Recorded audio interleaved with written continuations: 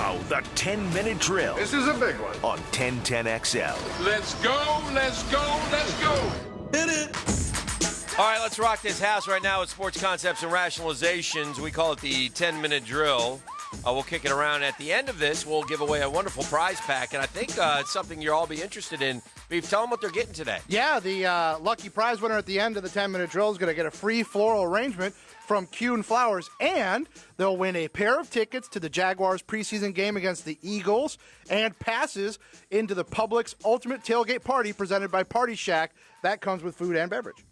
I wanted to ask you this question, Pross. We don't get to watch Mike Trout on a daily basis, right? He's a great player. We all know that. Well, we could. We just choose not to. Yeah, well, it'd be hard for us on the East Coast to watch him on a daily basis when he's playing half of his games more than half of his games on the West Coast. With that said, he's having, I guess, his best year out of all the good ones. This is where I get a little okay, so Mike Trout, and I'm not disputing he's a great player. The numbers don't lie. He's on pace for 54 home runs, 125 RBI, 123 walks, 161 hits, all great numbers that other guys have accomplished before. But this is why is his WAR?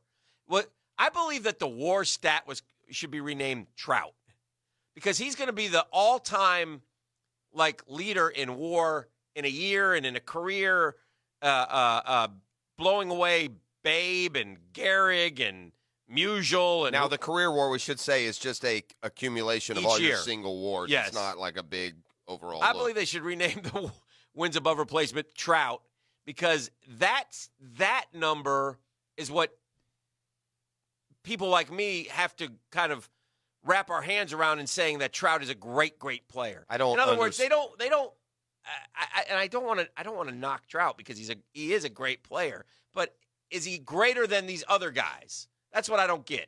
Is he greater than Yelich this year? Is he great? Now, consistently, yes, but is he greater than Bellinger? Is he greater than whomever, who's having a 3,510 season? He doesn't hit 340. Is he greater? Okay, how about this, Pross? Is he greater than Albert Pujols when Albert Pujols every year would hit 40 and 120? Well, I think that point. I don't know how much I'm coming from, or no? Am I not making sense? One thing that he does get, opposed to those other superstars, he gets a little bit of a boost from his defensive WAR. It's not enough to make a huge, but Yelich's defensive WAR is negative. Now, Bellinger. Okay. In other words, his WAR is 7.5. Offense, because he's a Gold Glover. He's a great defender. And for Trout, it's 6.7 offense, 0.8 defensive WAR. When did Trout come in as a full-time player? Oh, gosh, been 10 years maybe? 8 years? 2010? I guess, look, the WAR does not say that he's having any better year than Cody Bellinger. And, yeah, I say he is that. Although, here's what I would say about WAR. If you think Ronald Acuna Jr. is the same as Anthony Rendon, I can't have a baseball conversation with you. That's what the WAR tells us. Correct. Okay. So I don't believe WAR. Anthony Rendon is really good, by the way. I know he is, but he ain't Ronald Acuna Jr. Okay.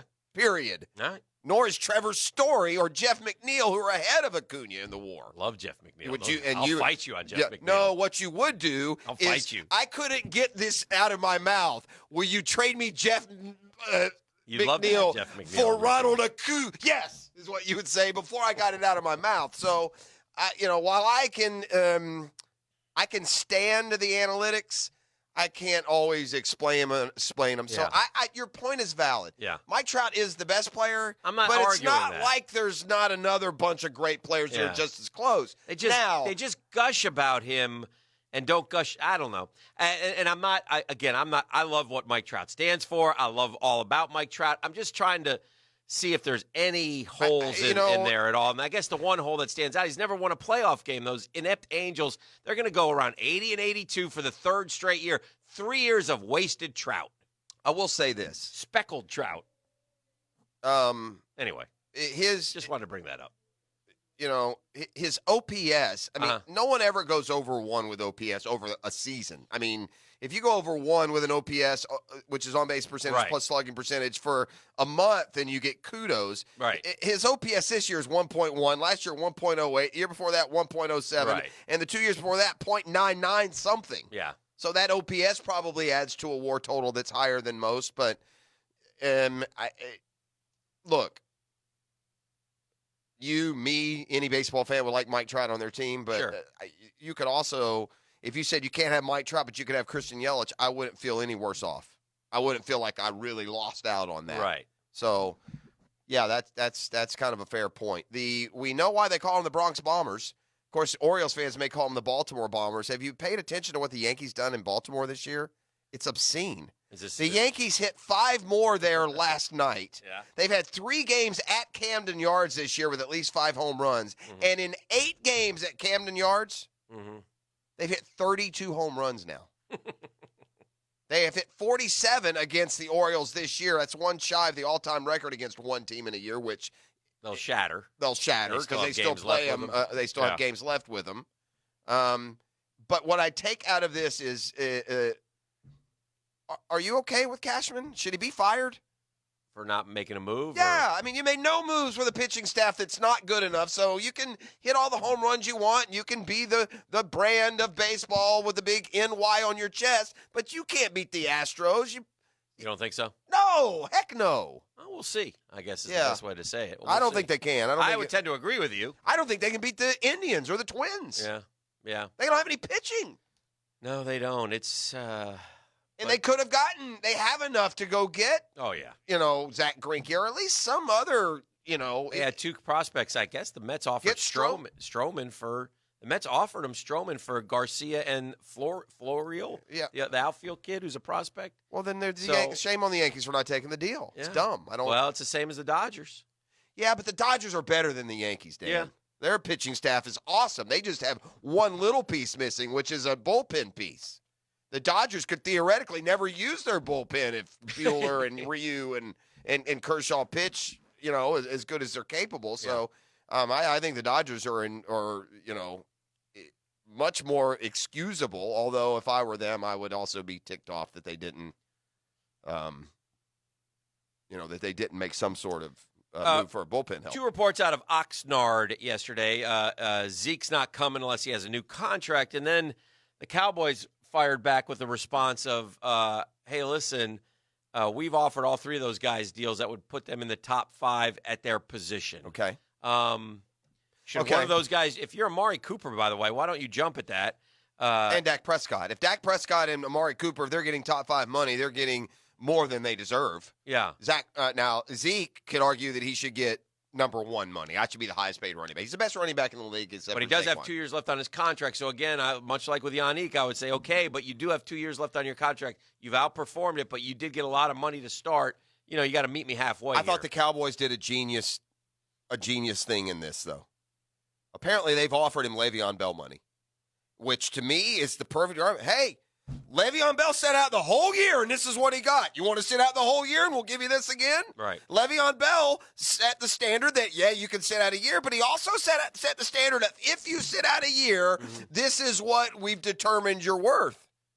And so I don't know how if they have indeed offered him. This is even worse than the Unique Ngakoue. You ready for this? The word is Zeke wants Gurley money. Right. And the Cowboys have offered Le'Veon Bell money. Do you know what the difference is? What? Le'Veon Bell's getting 13-3 and Todd Gurley's getting 14-1.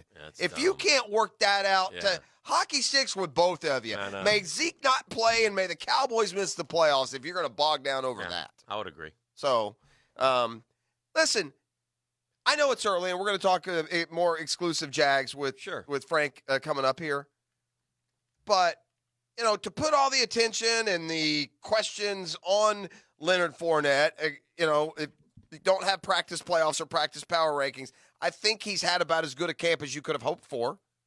He's been engaged. He's been productive. He's been explosive. He's been a good soldier. And Leonard Fournette has done, if you're looking for him to have that year and how important he is, I think he's off to at least a good start. I would agree with that. I think quietly he's set himself up. Leonard needs to just stay out of the cycle. Just go about your business, do your thing, show up and work. And if he does that, I think he'll be fine. And let's hope he can do that this year because he's so vitally important to this Jaguars franchise. Real quick before we get out of here, not a great day for the Gators yesterday as C.J. McWilliams goes down, ruptured Achilles tendon, very thin at the cornerback. Those three freshmen are going to have to play. Position. Jadon Hill and Kyrie Elam. And Also, I'm not listen, we call it like we see it. A word leaks out yesterday, and I don't like that the word leaks out on these stories of another Gator football player. This one allegedly choked a tutor. Right, because she took away his phone. Yeah. Yeah, he should be in jail. Yeah, why is he? I don't understand. He's not. You're not important enough to. Is it Bernie? What's his name? No, it's the Huggins kid. Huggins. Yeah, and I don't understand. And the problem is at other schools as well. It happened last year too, by the way. Yeah, last October, and they kind of intimated. Dan Mullen kind of intimated they punished him 5 games. Yeah, but he was a freshman, so he wasn't. They were saving a reg. It just doesn't. I wonder if he's not around right now but he's Mullen said that has nothing to do with what. And maybe that incident. Listen, you take kids from backgrounds and that haven't had the life lessons and skills taught to them, and you use something like that maybe, and you put him through some sort of therapy. I don't know what to tell you. I don't know, but life lessons don't. I don't think I have to teach you a life lesson about choking a woman. Well, putting your hands on a young lady. And here, look, from the second he walked out of that room with nothing happening, it's over. The ship sailed. Yeah. When he chokes the tutor, the cops need to get called. Yeah. He needs to have a mug shot. Yeah. And he needs to be on the phone with who's our guy down there that gets all the right. Our lawyer. Yeah, our lawyer escapes my mind now after so many years. Yes. So that's what needs to happen with that. So I hope he never comes back. Yeah. So we'll see. But I'm with you. I thought that was odd too. Yeah. Anyway. By the way, ticket sales are getting a little brisker for FSU's kickoff here in Boise. Huntley's his name. Yeah, Huntley Johnson. Yeah. And also we should mention the Sharks winners last night in the arena. So they will play for a championship a week from Saturday. The 17th. Yeah. So congratulations to the Sharks. 14 in a row. Yeah, playing red hot football, and they'll try and close out a championship season at home in the arena a week a near perfect Saturday. Season, if you will. Just about. They lost the opener, and that was it. Caller number 5 today, Beef. Caller number 5, they're taking home what? Call number 5 at 641-1010. They're going home with a free floral arrangement from Kuhn Flowers and a pair of tickets to the Jaguars preseason game against the Eagles with passes to the Publix Ultimate Tailgate Party presented by Party Shack. Oh, no, I'm gonna take those. Oh, fair enough. All right. Sorry, Jags talk next.